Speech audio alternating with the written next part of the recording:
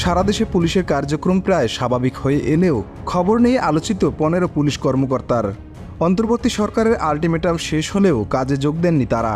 কারো কক্ষের দরজায় ঝুলছে তালা, আবার কারো কক্ষ খোলা পাওয়া গেলেও নেই চেয়ার টেবিল।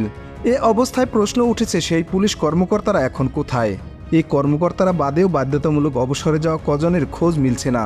সংশ্লিষ্টরা বলছেন, প্রধানমন্ত্রীর পদ থেকে শেখ হাসিনা পদত্যাগের পর অনেকেই রয়েছেন আত্মগোপনে। এদের অধিকাংশই বিভিন্ন মামলার আসামি।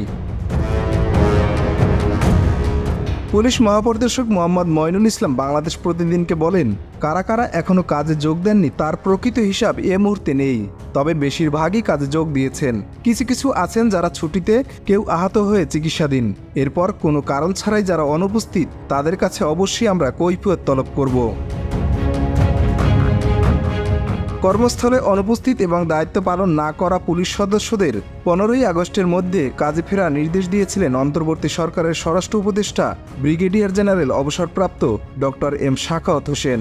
কিন্তু তার আলটিমেটাম শেষ হলেও ক্ষমতাচ্যুত সরকার ঘেঁষা হিসেবে পরিচিত ঢাকা মহানগর পুলিশের ওই 15 কর্মকর্তা গতকাল পর্যন্ত কাজে যোগ দেননি বলে জানা গেছে।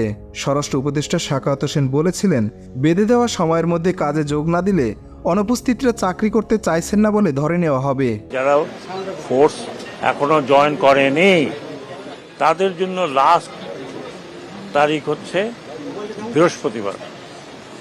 বৃহস্পতিবার পর্যন্ত যদি আপনারা কেউ ফোর্সে জয়েন না করেন তাহলে আমি আইজিপি সাহেবের সাথে আলাপ করেছি, র্যাবের ডিজির সাথে আলাপ করেছি, মেট্রোপলিটন পুলিশ কমিশনারের সাথে আলাপ করেছি। আপনারা যদি বৃহস্পতিবার না আসেন আমরা ধরে নেব আপনারা চাকরিতে ইচ্ছুক নন। ডিএমপি সূত্র জানিয়েছে, যারা এখনও কাজে যোগ দেননি তাদের মধ্যে আছেন অতিরিক্ত commissioner crime and operations হারুনার Rashid, অতিরিক্ত কমিশনার হাফিজ আক্তার, অতিরিক্ত commissioner counter terrorism Mohammad Asaduzzaman, যুগ্ম কমিশনার বিপ্লব কুমার সরকার, যুগ্ম কমিশনার ডিবি খন্দকার নুরুন নবী, সঞ্জিত কুমার রায়, যুগ্ম কমিশনার ট্রাফিক দক্ষিণ মেহেদি হাসান, যুগ্ম কমিশনার ট্রাফিক উত্তর সুদীপ কুমার চক্রবর্তী, যুগ্ম কমিশনার ক্রাইম লিটন কুমার সাহা, যুগ্ম কমিশনার লজিস্ট্রিক জাহিদুল আলম, যুগ্ম কমিশনার সাইবার সিকিউরিটি ও সাপোর্ট সেন্টার উত্তর আশরাফ হোসেন, যুগ্ম কমিশনার সাইবার সিকিউরিটি ও সাপোর্ট সেন্টার দক্ষিণ মোহাম্মদ শহীদুল্লাহ, যুগ্ম commissioner transport ABM Masud Hossain এবং পুলিশ সদর দপ্তরের অতিরিক্ত ডিআইজি প্রলয় কুমার সাহা।